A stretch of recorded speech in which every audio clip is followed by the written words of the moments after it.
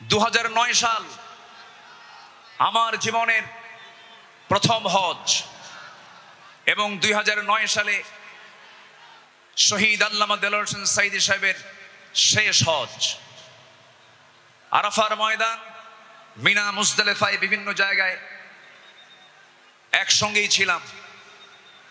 এক পর্যায়ে আল্লামা সাঈদ রাহিমাহুল্লাহকে প্রশ্ন করা হলো, দেশে মামলা হচ্ছে, ট্রাইব্যুনাল গঠন হচ্ছে, হুজুর আপনার এই মুহূর্তে দেশে ফেরত না যাওয়াই ভালো, আপনি থেকে যান। উনি মুচকি হাসি মেরে বললেন, আমার প্রিয় মাতৃভূমি, আমার দেশ বাংলাদেশ,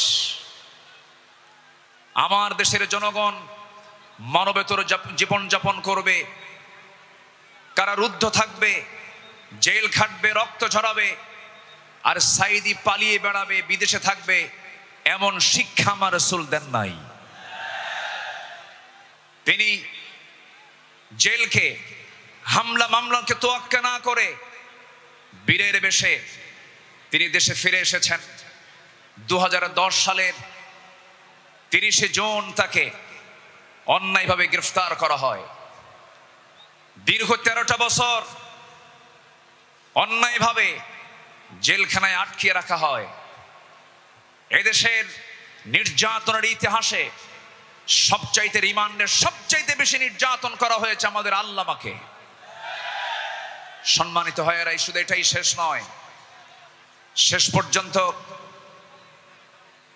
2023 সালের 13ই আগস্ট চিকিৎসার নাম করে সেই জায়গা থেকে, জেলখানা থেকে জোর করে সেখান থেকে বের করে হসপিটালে তাকে ষড়যন্ত্রের মধ্য দিয়ে ইমাম আবু হানিফার ওই একই পদ্ধতিতে বিষ প্রয়োগের মধ্য দিয়ে পয়জনিং করে তাকে শহীদ করা হয়েছে। আমরা তাফসীর মাহফিলের এই প্ল্যাটফর্ম থেকে, তারই তৈরি করা এই ময়দান থেকে স্পষ্টভাবে জানান দিতে চাই, অবিলম্বে আল্লামা সাঈদীর খুনি হত্যাকারীদের চূড়ান্ত শাস্তি নিশ্চিত করা হোক। রাজি আছেন কারা কারা? হাত উঁচু করে দেখান মুসলমান।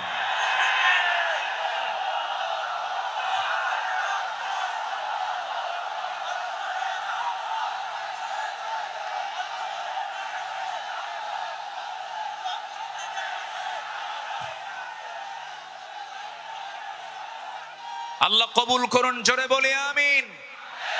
3টা অপরাধের কোনো ক্ষমা নাই। কয়টা?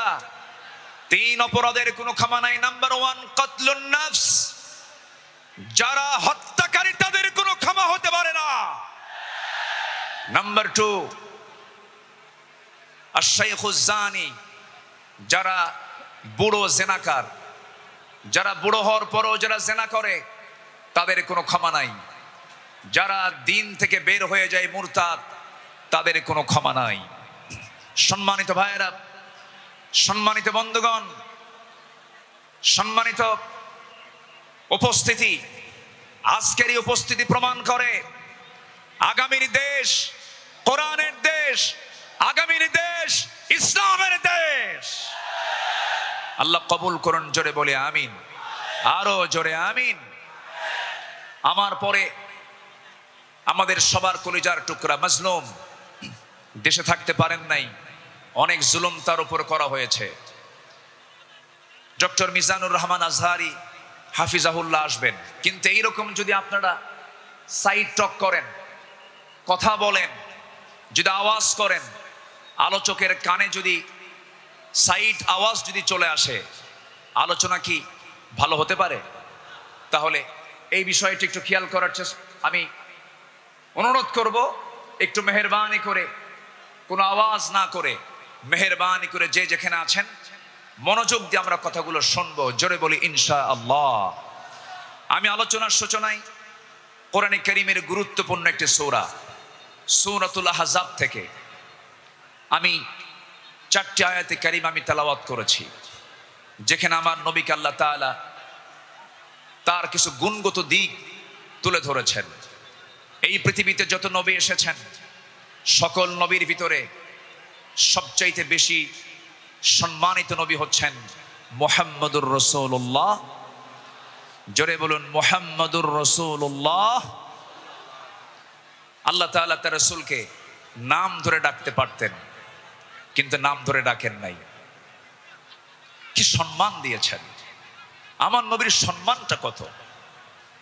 আল্লাহ রাব্বুল আলামিন অন্য নবীদের নাম ধরে ডেকেছেন, ডাক দিয়েছেন। আল্লাহ রাব্বুল আলামিন বলছেন, ইয়া আদাম উসকুন আনতা ওয়া যাওজুকাল জান্নাহ।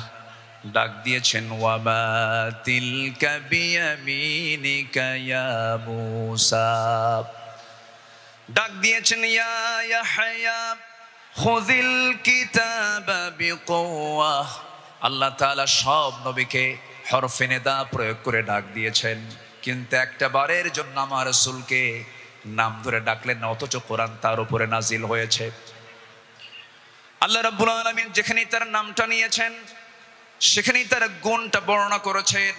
এক জায়গায় বলছেন মুহাম্মাদুর রাসূলুল্লাহ ওয়াল্লাযীনা মাআহু আশিদ্দাউ আলাল কুফফারি রুহামাউ বাইনাহুম তারাহুম রুকআ সুজদান ইয়াবতাগুনা ফাদলাম মিনাল্লাহি ওয়া রিদওয়ানা সীমাহুম ফি ফুজুহিহিম মিন আসারিস সুজুদ। জোরে বলুন আল্লাহু আকবার। আরেক জায়গায় আল্লাহ রাব্বুল আলামিন তার নাম নিয়ে বলছেন, ওয়া মা মুহাম্মাদুন ইল্লা রাসূল قد خلت من قبله الرسل। কিন্তু আল্লাহ রাব্বুল আলামিন কোথাও নামকে সম্বোধন করে ডাক দেন নাই, আরেক জায়গায় ডাক দিচ্ছেন, ইয়া আইয়ুহাল মুযাম্মিলু কুমিল লাইলা ইল্লা কালিলা নিসফাহু আও ইনকুস মিনহু কালিলা। আরেক জায়গায় ডাক দিচ্ছেন, ইয়া আইয়ুহাল মুদ্দাসসির কুম ফাআনযির ওয়া রাব্বাকা ফাকাব্বির ওয়া সিয়াবাকা ফাতাহহির। জোরে বলুন আল্লাহু আকবার। ঠিক এই জায়গায় আল্লাহ রাব্বুল আলামিন সূরাতুল আহজাবের 45 নম্বর আয়াত আল্লাহ রাব্বুল আলামিন তাকে কি সুন্দর করে ডাক দিচ্ছেন, ইয়া আইয়ুহান নাবিয়্যু ইন্না আরসালনাকা শাহিদাও ওয়া মুবাশশিরাও ওয়া নাযীরাও ওয়া দাঈয়ান ইলাল্লাহি বিইذনিহি ওয়া সিরাজাম মুনীরা। জোরে বলুন আল্লাহু আকবার। হে আমার নবী, আমি আপনাকে পাঠিয়েছি সাক্ষী করে, শাহিদ করে, মুবাশশির করে, সুসংবাদদাতা করে, ওয়া নাযীরা ভীতি প্রদর্শনকারী করে পাঠিয়েছি, এবং আল্লাহর পথে দায়ী করে পাঠিয়েছি। আমার আল্লাহ তাআলা আমার রাসূলকে এত সম্মান দিয়েছেন। দুঃখজনক হলো সত্য, বিগত 16 বছরে শুধু আলেমদের উপরে নির্যাতন হয়েছে তা নয়, আমার রাসূলকে নিয়ে বাজে কটূক্তি পর্যন্ত করা হয়েছে। ঠিক কিনা?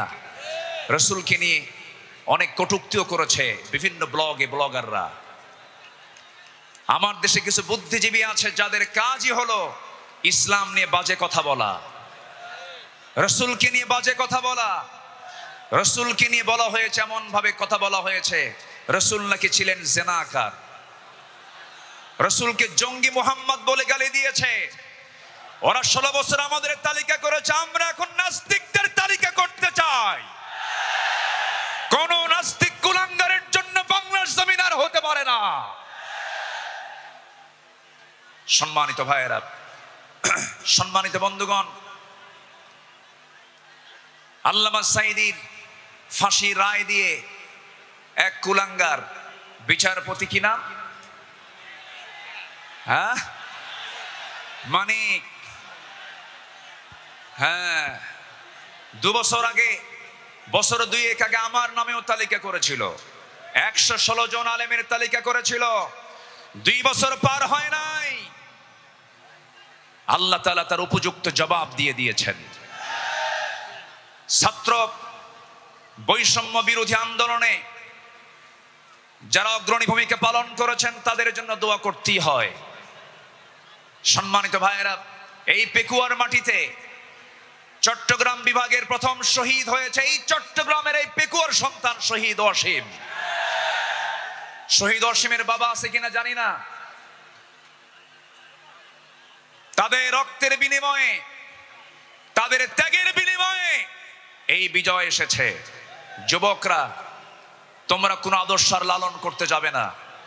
যুবকরা, তোমরা বিজয় পেয়েছো, এই বিজয়কে ধরে রাখার জন্য একটা আদর্শ লালন করতে হবে, সেটা হচ্ছে মুহাম্মদ সাল্লাল্লাহু আলাইহি ওয়াসাল্লাম। তাহলেই সফল হবে।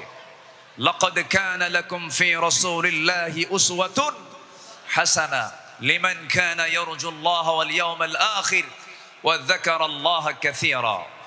সম্মানিত যুবকরা, আজকের মাহফিলে বেশি যুবকরা, ওই নেতৃত্বের মুখে তোমরা থুতু মারো যে নেতা তোমাকে নামাজের কথা বলে না, যে নেতা তোমাকে পরকালের কথা শোনায় না, যে নেতা তোমার হাতে অস্ত্র তুলে দেয়, যে নেতা তোমার হাতে নারী তুলে দেয়, ইয়াবা তুলে দেয়, মাদক তুলে দেয়, ওই সমস্ত নেতৃত্বের মুখে আমরা জুতা মারি, থুতু মারি।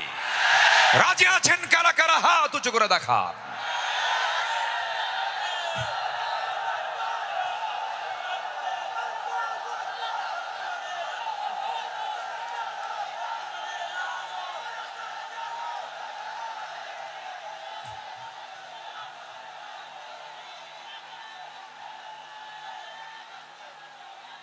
আল্লাহ কবুল করুন, জোরে বলি আল্লাহুম্মা আমিন। যুবকরা, তোমাদের হাতে আগামীর বাংলাদেশ, নতুন বাংলাদেশ গড়ার জন্য কোন আদর্শ আমরা মানি না, আমরা মানি উসওয়ায়ে হাসানা, নবীর আদর্শ, নবীর আদর্শ, নবীর আদর্শ। আল্লাহ কবুল করুন, জোরে বলে আমিন। প্রত্যেক মাহফিলে টাইম সিলেকশন থাকে না, আজকের মাহফিলে টাইম সিলেকশন আছে। আমাকে খুব অল্প সময়ের মধ্যে হয়তো আমাকে শেষ করতে হবে, এই জন্য আমাকে সামারাইজ করে, সংক্ষিপ্ত করে কিছু কথা বলতে হচ্ছে। সম্মানিত ভাইয়েরা, সম্মানিত বন্ধুগণ, এই মাহফিলের এই প্ল্যাটফর্মে 16 বছর যারা এই কাজ করেছেন তাদেরকে ভালোভাবে মাহফিল করতে দেওয়া হয়নি। আমি আব্দুল্লাহ আল আমিন, আমাকে কত জায়গা থেকে মাহফিলের এই প্ল্যাটফর্ম থেকে, এই চেয়ার থেকে কতবার ধরে নিয়ে যাওয়া হয়েছে এটার হিসাব আমার নাই। সাতক্ষীরায় গেলাম, খুলনায় গেলাম, পাবনাতে, পাবনার দারুল আমান ট্রাস্ট, আল্লামা সাঈদীর শেষ মাহফিল ছিল 2010 সাল। এরপরে 2011, 12, 13, 14 এই কয়েক বছর মাহফিল কোনো মতো করতে পারছি। এরপরেই 2015 সালে সেই মাহফিল করতে গিয়ে আমাকে লক্ষ্য করে গুলি পর্যন্ত করা হয়েছে। সম্মানিত ভাইয়েরা, এরকম করে তারা চেয়েছিল এই আওয়াজকে বন্ধ করতে, কিন্তু না,